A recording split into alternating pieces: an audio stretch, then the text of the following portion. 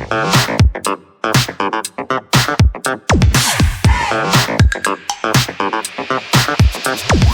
2018, two women meet for drinks at a bar in Fort Myers, Florida. One invites the other to her hotel room, completely unaware that she's in the presence of a killer. Or when you're traveling up to the airport with travel, they're all this morning.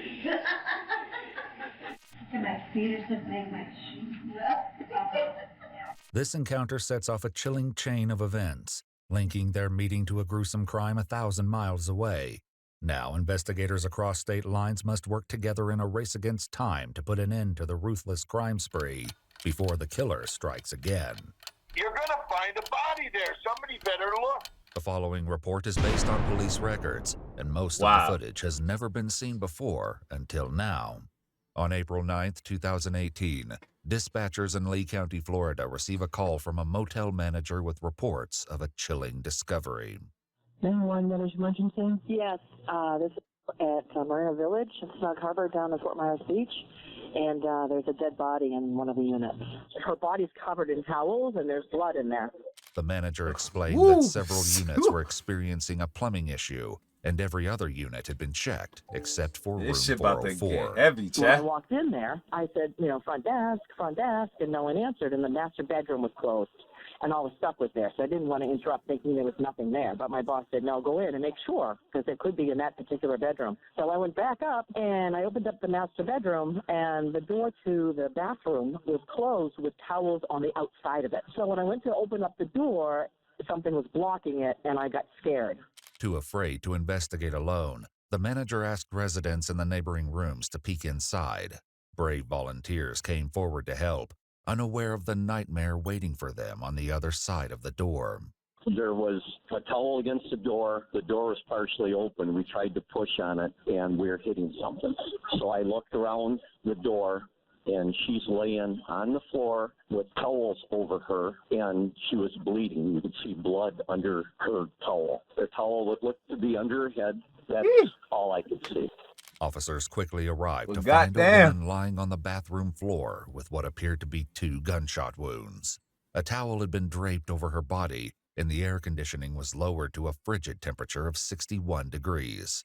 The guest bedroom showed signs of use, and multiple wine bottles along with dishes piled in the sink indicated... Hold on, chat. Shorty put down the air conditioner and had her, like, what you call that? Preserving in the coolness. Yo, that's crazy, son. Grandma knew what she was doing. Oh yeah, chat, by the way, this is a video about a grandmother. Obviously, a grandmother gets caught after a killing spree. I didn't show y'all the thumbnail of the video because I didn't want y'all to get a little spoiler and shit, but grandma gets caught after a killing spree is crazy. And for her to turn down the heat, she been around she been around for some while. She sees some shit, man. Another guest may have been staying there.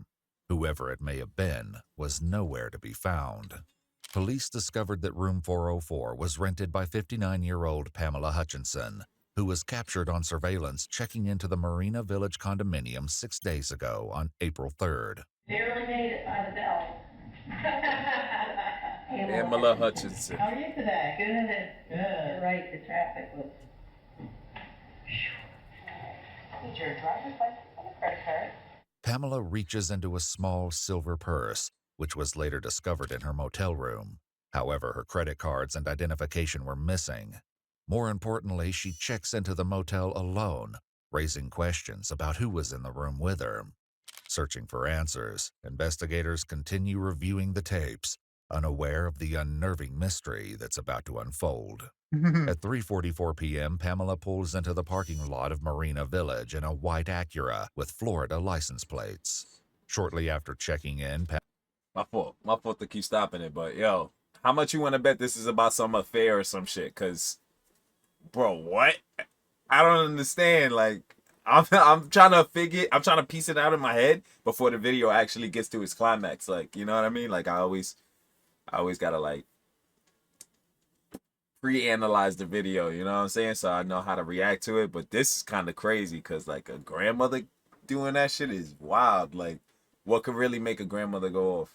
Some shit with the grandbabies or an affair? Like, you know what I mean? Pamela exits the elevator and heads to room 404 by herself. However, the following day, she's no longer alone. As she approaches the elevator at 8:13 p.m. on April 4th, she's now accompanied by another woman who bears a striking resemblance to Pamela. They appear about the same age, height, and build. Hey, what did you stay out all night, Anne, and then sleep all day because you don't have any fun? Yes. And I don't have to sleep all day. They're seen again the following day at 12:45 a.m. on April 5th, entering the elevator and once again heading toward. They said she had the same resemblance, build, and like look as her, so she had to be the bestie or some shit. Let me see. It's gonna get spicy, chat. This shit gonna get spicy. No, I like that. It's been got 2 TVs and very funny. I don't know what's supposed to be grandkids. Or when you're traveling up to the airport and stuff. She already mentioned grandkids.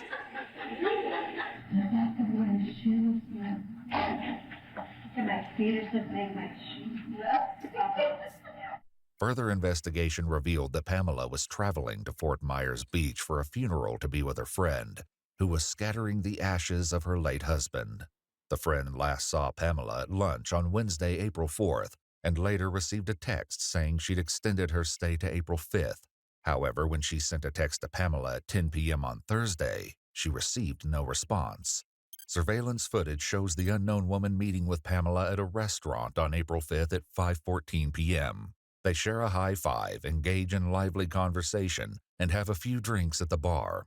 Over 2 hours later, Pamela pays for her meal with a credit card, while the other woman pays in cash. They leave the restaurant at 7:43 p.m. and are seen exiting the elevator and heading toward Pamela's room together. Pamela would never be seen alive again. The answers to what happened to Pamela are with the other woman, but she is now missing. As investigators review more footage, they note that on April 5th at 8:30 p.m., just 45 minutes after leaving the restaurant together, the unknown woman emerges from the room alone. Officers note that she appears distraught, upset, and possibly crying.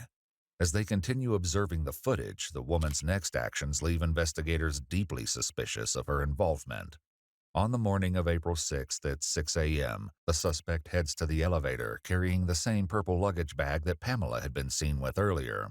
2 hours later at 8:30 a.m., a woman claiming to be Pamela extends her stay for 3 additional days.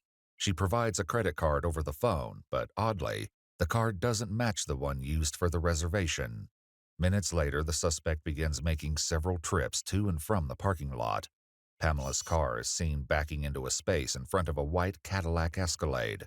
The suspect then begins to transfer items from the Escalade to the Acura. The Escalade leaves the parking lot at 12:42 p.m., but the suspect returns on foot nearly an hour later at 1:32 p.m., where she stays for several hours. Finally, on April 6th at 1:51 p.m., she heads for the parking lot and is seen driving away in Pamela's white Acura, leaving her body to be discovered 3 days. Yo, it's just so crazy that she's doing all of this shit and there's a body in that same room and she's just acting so casual in front of these cameras. Like, granted, she was acting nervous that first night it happened, but after that, it was just like, fuck it, I gotta do what I gotta do. Like, it's not gonna be easy. It's gonna be really hard. Don't ask me how I did it. I just did it. It was hard. I gotta do what I gotta do. She extended the room for 3 days. She got the cleaning in that shit. Stole her shit. Yo, that lady been through some shit, bro. Not the lady who died, but the lady who's like actually masterminding this shit. She been through some shit with other people, or she probably did some shit back in the days. You gotta check her resume, man. You gotta check her resume back in the 40s, because she's wildin', bro. Days later, the suspect has vanished without a trace, and as there's no record of her staying at the motel, her identity remains a mystery. Investigators are left with many haunting questions. Who is this woman, and what role could she have played in Pamela's death? The answers may lie over 1,000 miles away, where an unfolding investigation reveals shocking connections between the cases, far more twisted than anyone could have imagined. 2 weeks earlier, on March 23, 2018, a call is placed to the Dodge County Sheriff's Office in Blooming Prairie, Minnesota, where uneasy concerns soon lead to an alarming discovery. Could I speak with a detective possibly? My name's Greg Oswald. We have Jeez. right up to the point of Woo! missing person here. Spicy. My business partner, and there seems to be something seriously wrong. Okay, how so? Well, I haven't been able to talk to him for 16 days, and neither of any of the employees. He's never done this. Dave's never done this. In the 20 years I know him, he's very involved in our business, hands-on. Okay, and what is his name? David Reese. Greg further explains that the Prairie Waxworms farm is just 100 feet away from David's home, where he and his wife Lois reside. Thomas, the farm's manager, explained their concerns began 10 days prior on March 12th. Lois come down to the shed and told me that David was sick and he would not be down today, and she also wanted me to take care of the payroll because we get paid every bi-weekly. David having some health issues in the past, I did not think anything of that. Soon, David's co-workers became suspicious after unsettling differences emerged in their usual communication. The texts we were getting from his phone were not his texts. It just wasn't Dave's style. Dave didn't abbreviate, didn't punctuate, didn't. You could tell it wasn't him. Thomas, Greg, and other employees claimed David's text messages seemed to change around the same day Lois began telling others he was sick. He does talk text, so he's always. So that's the suspect, Lois. Lois got to be a suspect. She over here texting from from somebody's phone, from his phone, but it's not him. And then she went miles away to go kill somebody else. Yo, what I told you, it's about an affair, yo. I knew this shit was about an affair. Dead ass knew this shit was about an affair, y'all. What? I got a genius mind, bro. I got a genius fucking mind, bro. I know this is about a motherfucking affair, dude. Can you shut the fuck up? Done, you know, and the ones I was getting was like all exclamation marks and commas and dots and thanks abbreviated with an X instead of spelling it out and stuff, you know. Okay. And he doesn't normally do that? No, he just texts and it spells out the full words. Despite their concerns, on Monday, March 19th, 8 days after he was first reported to be sick, Lois assured Thomas that David still had plans to attend a fishing tournament set to take place the following Friday.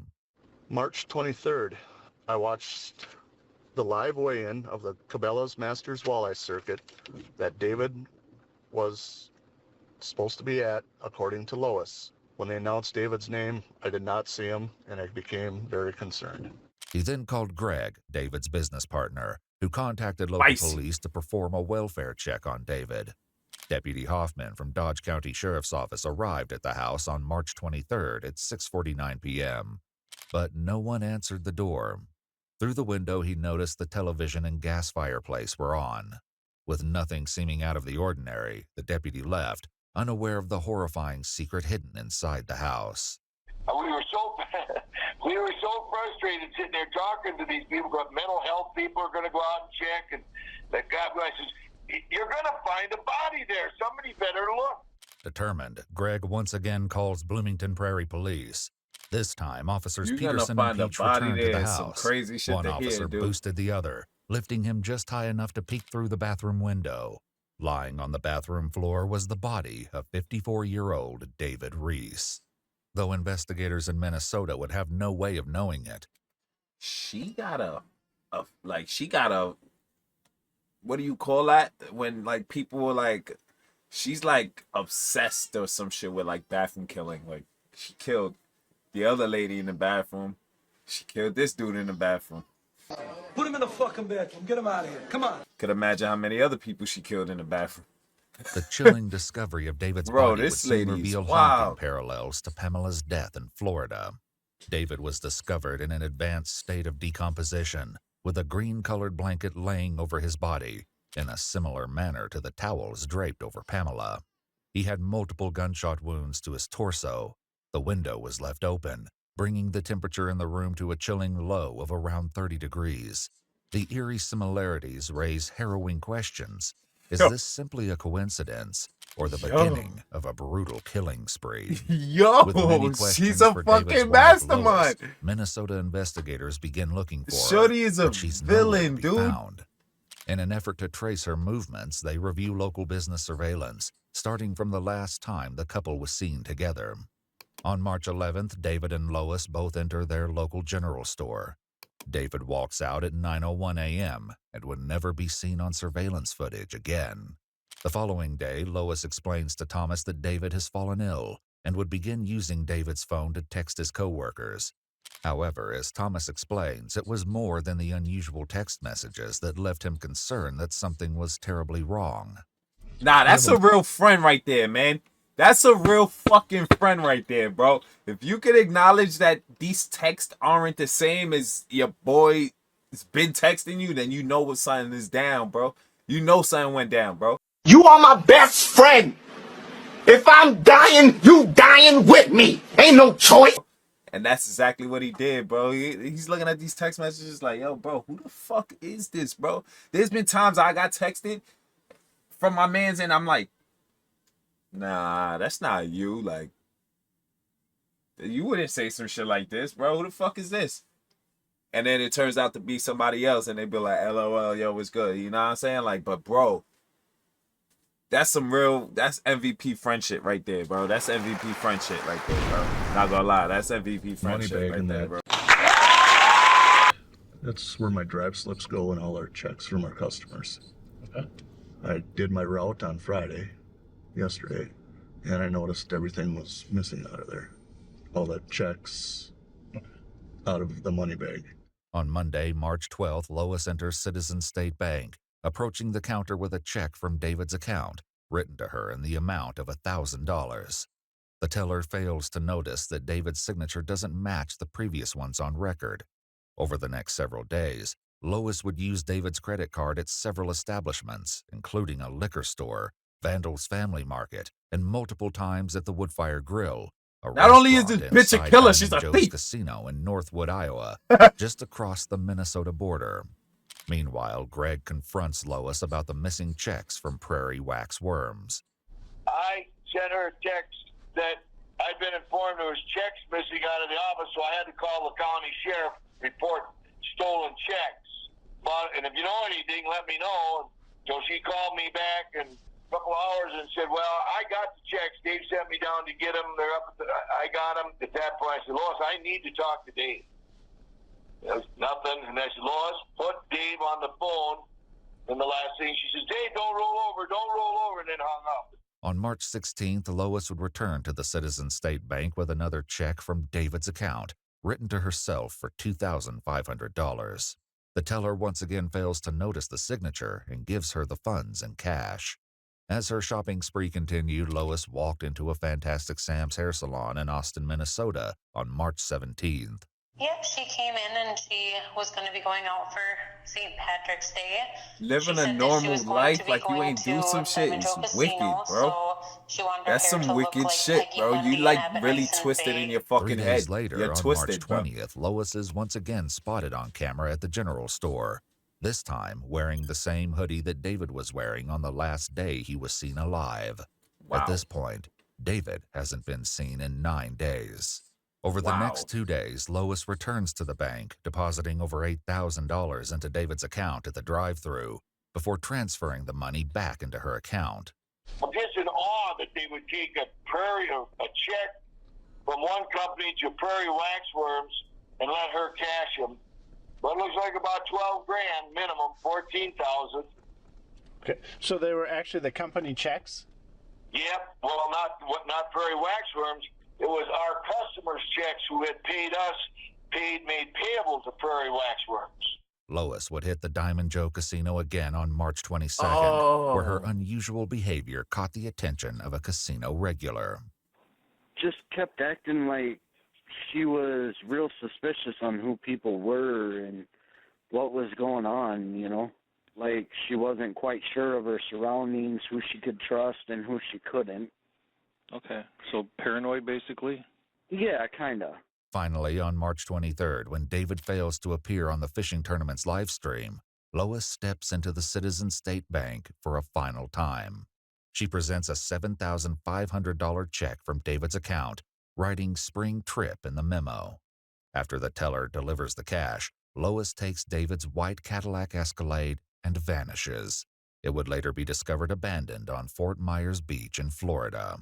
Wow. As a detective, you got any Yo, inkling if she's in an bro, area? she You think did she's a just... lot. God damn it, I don't know how you get away. No, nothing so far. I just don't know. Detectives in Minnesota and Florida have yet to realize the shocking connections between the murders of Pamela Hutchinson and David Reese. But a lucky break will soon drive the two separate investigations toward a fateful collision. 3 days before Pamela's murder, Lee County Sheriff's Office in Florida had received a concerning 911 call. Hi, there's an ATV out for a Lois Reese from Blooming Prairie, Minnesota in Steele County. She just got out of her car at my Florida house. I also live in Blooming Prairie, so I know about the whole thing. She's in a white 05 Escalade. Okay, and if you do some research, it's Steele County, Minnesota, that's trying to find her. Okay, so she has a warrant, is that what you're saying?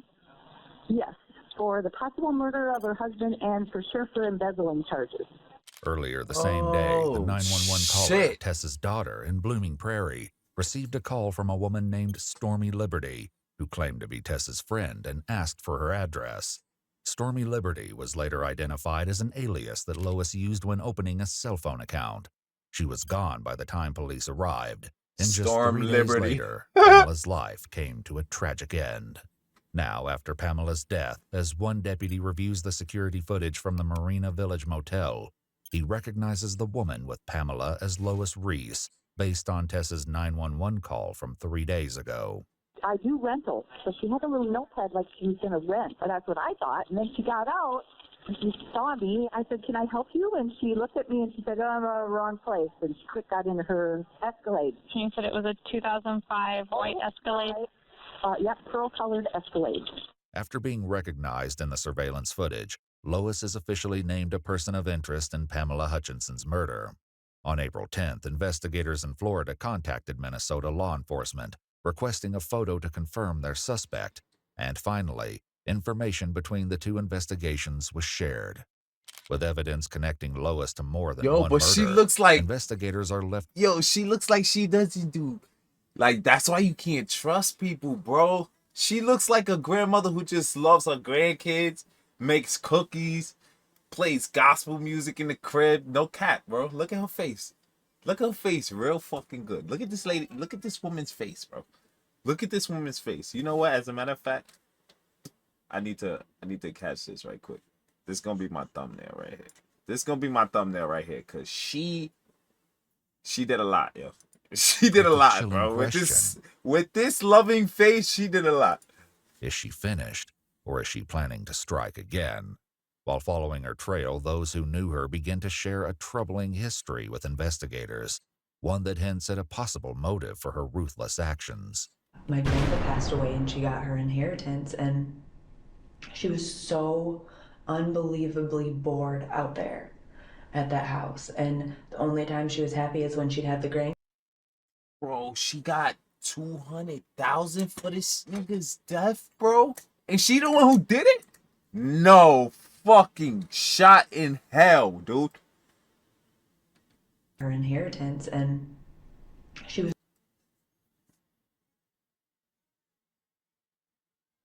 so unbelievably bored out there at that house. Wow, and bro. The only time she was happy is when she'd have the grandkids out there, and she had them a lot.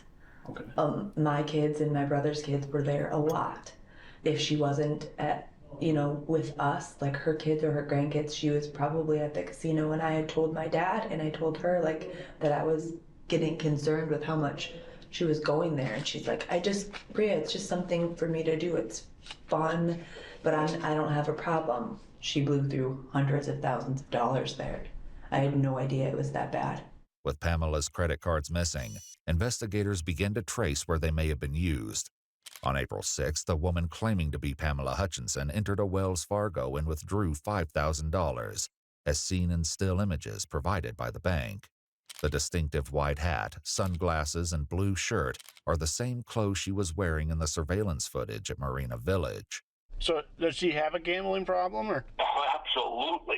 So $400,000 worth 2 years ago. how much? 400 stolen out of a trust that belonged to her dad and brothers and sisters that she was managing. Did you say 400,000? Yes, sir.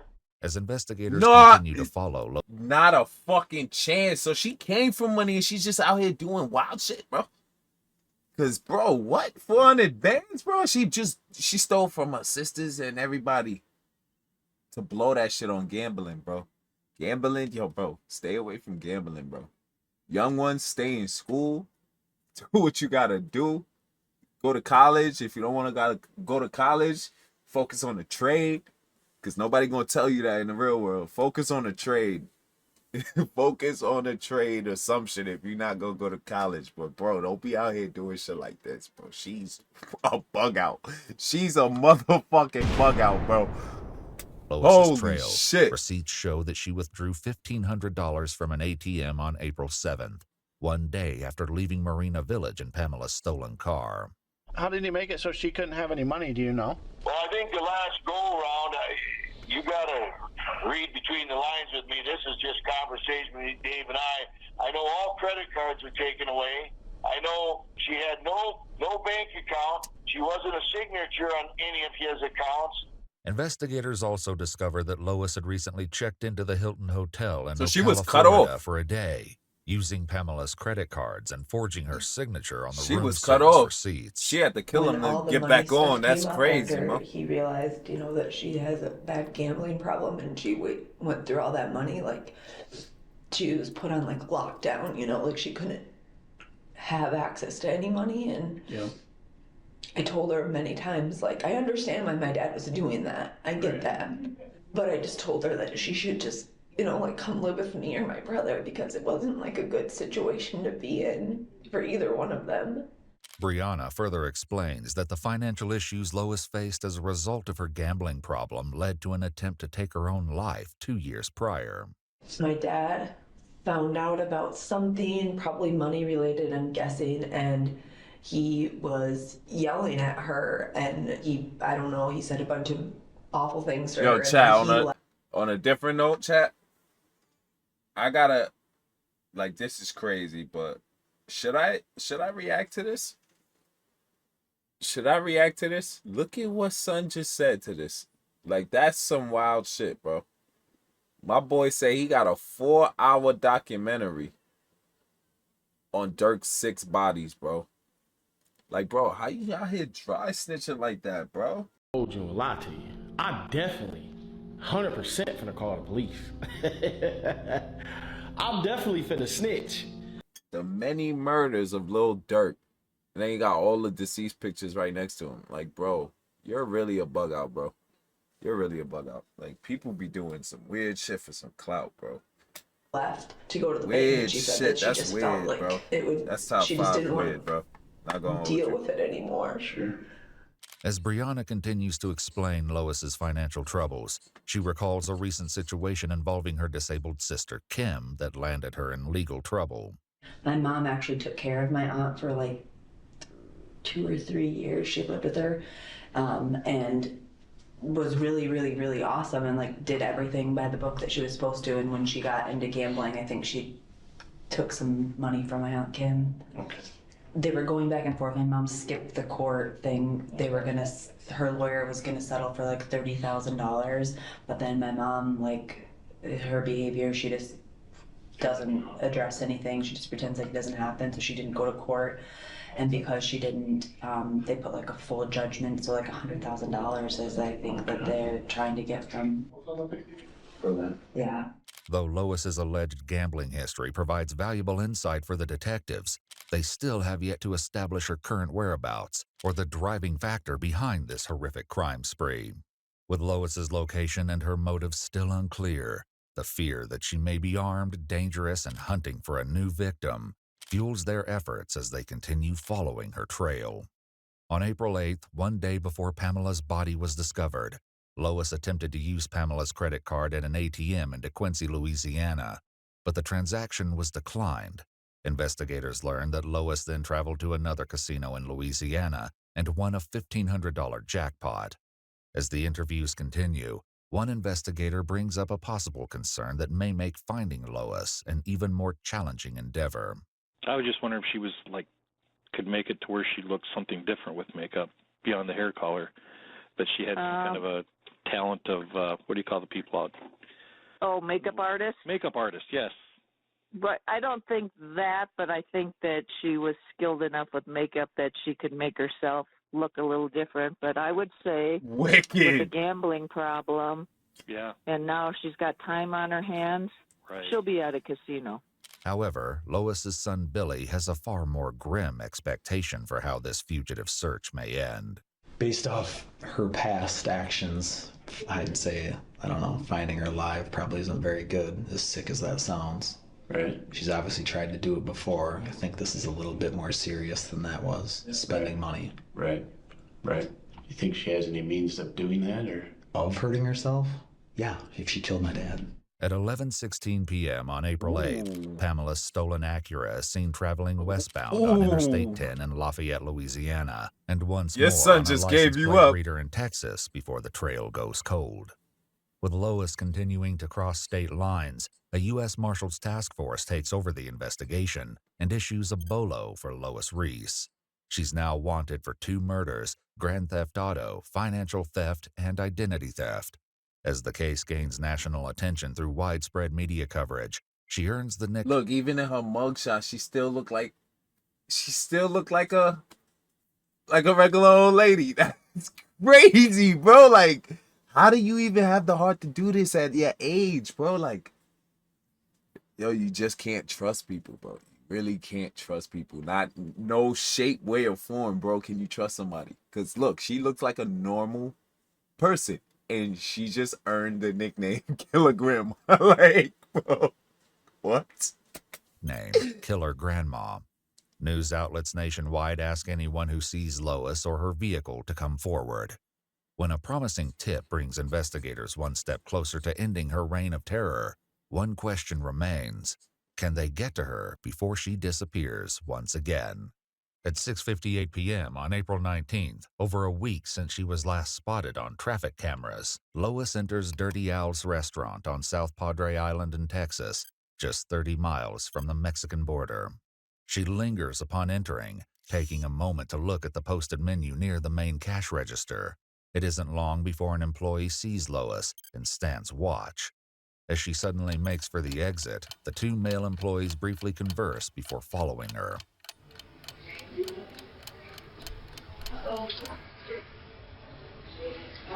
She thought she was locked in there for a second.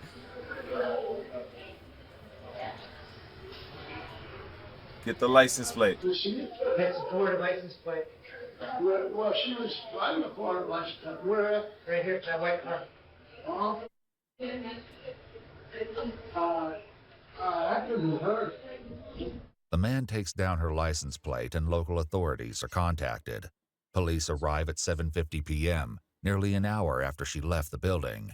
It seems as though she slipped Damn, away nigga, a once whole more. hour, bro. It's a I think, devastating yo, blow bro, to their- you got a wanted fugitive that just left the spot. They call you and you show up an hour later, bro. Of course, this lady's gone, bro.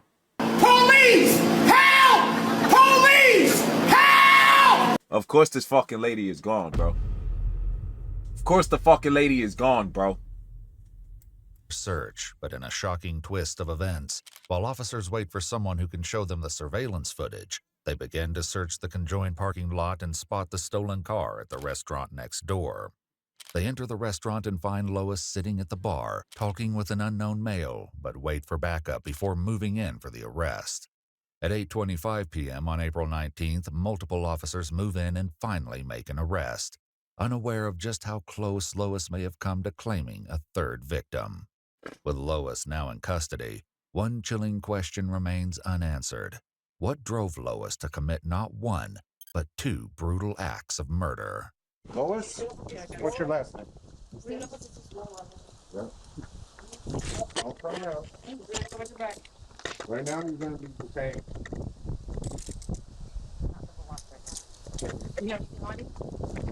Damn. Damn. Hold on. Damn. Damn. They got a chat. Damn, they got a chat. Damn. Okay, no. According to the man she was with, he and his friend met Lois at Padre Rita's Grill. She told them she was staying next door at the Motel 6 and was a widow searching for a place to live in South Padre. The jaw-dropping evidence in her motel room will later be found in a search by investigators. For now, the man explains that he and a friend went with Lois on April 17th for drinks before dropping her off at her motel. Both men found Lois to be completely normal, never witnessing any emotional breakdowns or outbursts, with one mentioning she was even flirting with him. Is your driver's license in here, ma'am? Yes. It is. That way I can run it real quick. How did you get here? I came here. Those two cars. Car that you drove here. Yeah. Okay, this one right here. Just an FYI. Okay. It's not really your car. Okay. You wanna run it real quick? It's out of Minnesota. It's in there. It's out of Minnesota? Yes, sir. Yeah, but the warrant I do believe might be out of Florida. I didn't get a chance to even look up our stuff. Damn, so you got a warrant out in Florida and a warrant out from wherever she came from. How that is. Lisa, if you wanna. That's why you don't do dirt in multiple places, because after this, I know they're going to extradite her. They're going to do your time in Florida, and then you're going to do time back to where you was. When news of her arrest broke, a woman came forward with a Or they might just story. extradite her and just give She her all told charges. investigators that while eating alone at a restaurant on the island, she befriended a woman who identified herself as LaDonna, who was recently widowed and spending time away from her family to grieve. They met again for drinks on April 15th. The woman allowed LaDonna to come home with her, letting her stay in her guest bedroom. They had plans to meet again on Friday, April 20th, just one day after her arrest, where she learned LaDonna was Lois Reese. When investigators from Minnesota and Florida learn of her arrest, they fly to Texas to meet with Lois for an interrogation. However, Lois invokes Miranda rights and asks for a lawyer. Oh! Fuck, I was just about to say this is this time where it gets spicy because I want to hear why she did shit. Bitch asked for a lawyer, bro. She asked for a fucking lawyer. You gotta be shitting me, dude. I guess we'll never know. Now we never gonna hear the story, man. That shit is crazy, Eventually, man. Lois will break her silence and recount the shocking details of her final moments with David and her Wait. motives So for she pulling actually the does trigger. say something? For now, Lois raises an unusual concern. The process for getting you out of here takes a little bit of time, and you got to get transported back to Florida. So I'd imagine in a couple weeks, we'll see you back in the Lee County Jail, and then from there you'll be eventually going back to Minnesota to deal Oh, with the like charges. Minnesota. Do you have any questions about Oh, it? like Minnesota. Put me in a room that has a bed. I'm sorry? Will it put me in a room that has a cot or something? When you come to Florida? For 2 weeks, Oh, here? I'll sit in that bench? No, you'll be. I believe you're going to be transferred to a sheriff's office in the area. Okay. You'll have to see a judge, I think, for extradition purposes in the morning, a magistrate, and then from there you'll be going to a sheriff's office where they'll house you until we come pick you up. And they'll be able to answer some of those questions that you Yeah. have about the bed. We just don't. We're not that from far. here. So Oh, if, okay. if you do have some of those concerns, Well, they just- when you go downstairs, I just know it'd be better for my edema and my blood pressure, like Yeah. they said. It'd probably be better if you ate some food too. Yeah, but it'd be worse if I had to go to the hospital and have an attack. It'd be worse. Oh, for sure. All right, that's why we're getting you crackers right now. That's fine. One final question from Lois leads to a shocking revelation as she learns the truth of just how far her notoriety has spread. I guess one question I have is, do my kids know I'm alive and in fear? Yes. I don't know if you know this or not, but your whole story has been national news. Okay. It broke last night. It broke last night that you were arrested in South Padre Island, that you're alive and well, and that you were found by the U.S. Marshals and the local police department here. So Okay, so they know. I don't personally know that they know, but I can tell you that every local news media outlet nationwide has picked up the story. Okay. Before searching Lois's motel room, investigators spoke with an employee of Motel 6. She says Lois claimed to be a victim of domestic violence, hiding from her husband, who was a cop. When she next saw her, she appeared to be completely different, even dressing more provocatively. During one conversation, she heard Lois say, "I need a sugar daddy," before asking about another customer seen driving an expensive vehicle. Ew! Settling Your questions old about her ass! future plans. A search of her motel room uncovered a mountain of evidence. Like 70 years old, you should be somebody's sugar mama. A towel wrapped around a pair of sunglasses, previously seen to be worn by Pamela. Lois's distinctive white hat, earlier seen to be worn as she withdrew $5,000 using Pamela's identity, is located on a pile of clothing. They also locate credit cards and checkbooks belonging to both David and Pamela, along with Pamela's luggage.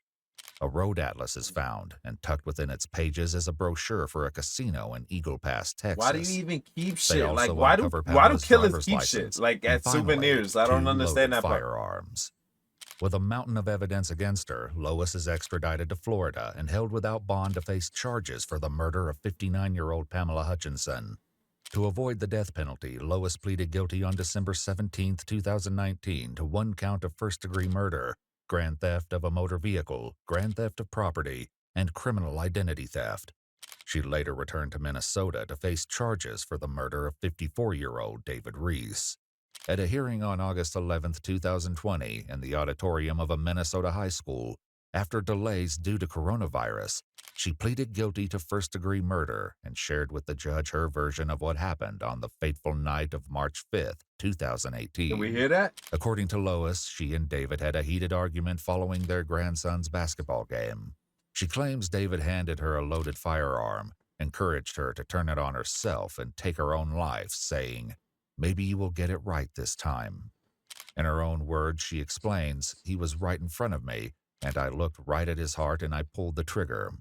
However, this is based solely on Lois's account, and David will never have the opportunity to confirm or deny her claim. As for Pamela, Lois never provides a reason for taking her life. For both murders, Lois Reese was sentenced to life in prison without the possibility of parole. She's currently serving both life sentences concurrently at the Shakopee Correctional Facility in Minnesota. In Damn, 2018, that shit was spicy, child. I'm not gonna hold you. That shit was spicy, and the fact that she's got life, bro. I don't know how long that life gonna be. She already in her prime, bro. She already about to pack it up and get the fuck up out of here. But alright, YouTube, man, that was another one. We'll be back with another one. If you're new here, man, drop a like, drop a subscribe, drop a comment, man. It doesn't hurt. I'll give y'all a couple seconds to do that. A few moments later.